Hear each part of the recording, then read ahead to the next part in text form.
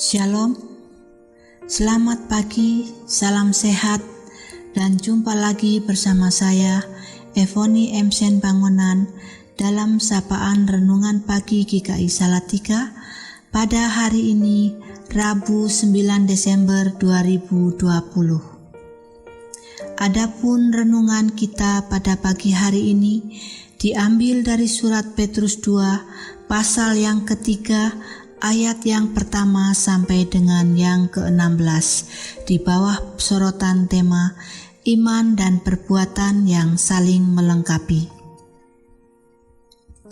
Sebelum kita masuk dalam renungan kita saat ini, mari kita berdoa. Allah Bapa kami yang maha baik, terima kasih untuk pagi hari ini. Kami sudah boleh bangun dalam keadaan yang sehat. Terima kasih karena Bapa selalu menjaga dan menolong kami. Sebelum kami memulai aktivitas kami pada sepanjang hari ini, kami rindu mendengarkan suara-Mu.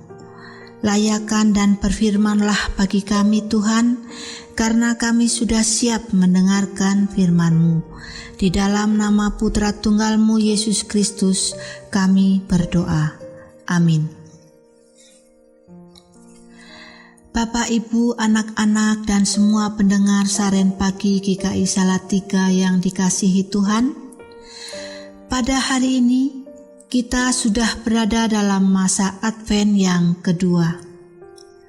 Surat 2 Petrus 3 ayat 1 sampai ke-16 menceritakan bagaimana jemaat sedang bergumul menanti-nantikan kedatangan Tuhan yang katanya akan segera kembali.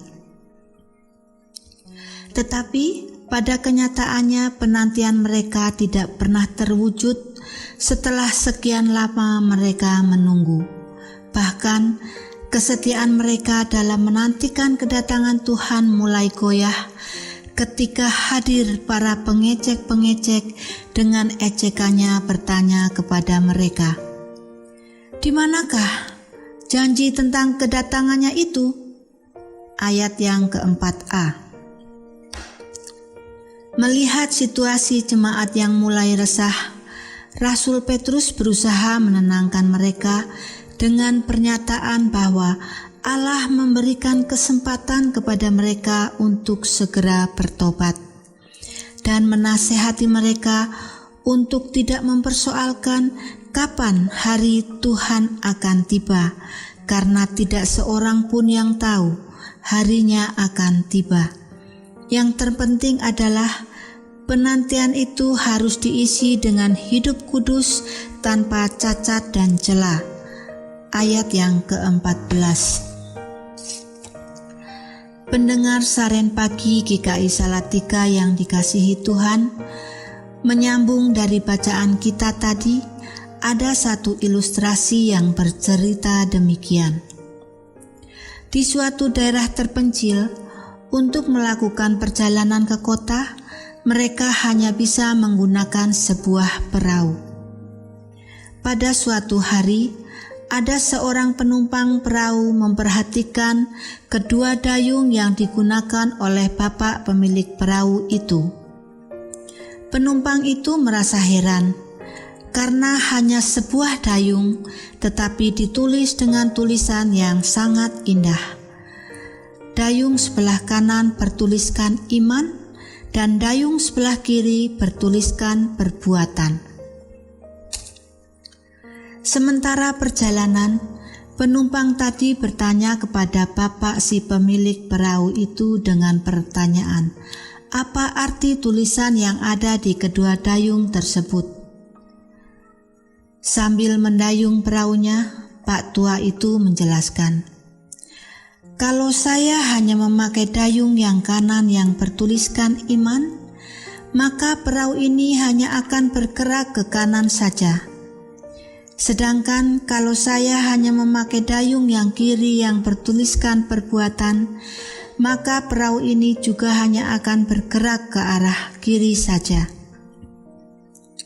Tetapi kalau saya gunakan kedua dayung ini bersama-sama secara bergantian, maka secara perlahan tapi pasti perahu ini akan mengantar kita sampai tujuan, yang artinya iman dan perbuatan harus berjalan bersama, saling bergantian dan saling melengkapi. Bapak, Ibu, dan semua pendengar Saren Pagi GKI Salatiga yang dikasihi Tuhan, jadi sudah jelas bahwa sikap iman yang benar dalam masa penantian ini harus diimbangi dengan perbuatan yang benar, baik kita berada dalam rumah, di luar rumah, bermasyarakat, bertetangga, atau bahkan bergereja. Kita harus menjadi pribadi yang lebih baik, sehingga melalui kita nama Allah dimuliakan dan dipuji dan disembah, dan banyak orang menanti-nantikan Dia. Marilah kita lalui sepanjang hari ini dengan hidup yang saling mengasihi tanpa memandang perbedaan, namun tetap harus menerapkan protokol kesehatan. Amin. Mari kita berdoa. Terima kasih Tuhan untuk kebenaran firman-Mu pada pagi hari ini. Tolong kami agar kami bisa mengerti maksud dan kehendak-Mu. Ajarlah dan pakailah kami sebagai pelaku-pelaku firman-Mu, agar bukan kami saja yang menantikan kedatangan-Mu, tetapi banyak orang juga rindu kehadiran-Mu. Lindungilah kami pada sepanjang hari ini, dan berkatilah apa yang kami lakukan, sehingga membawa berkat bagi kami dan keluarga kami masing-masing. Ampunilah kami Tuhan, karena kami sering mendukakan hati-Mu. Di dalam nama Tuhan Yesus, kami sudah berdoa dan mengucap syukur kepada-Mu. Amin. Demikian sapaan firman Tuhan pada pagi hari ini. Selamat beraktivitas dan Tuhan senantiasa memberkati. Shalom.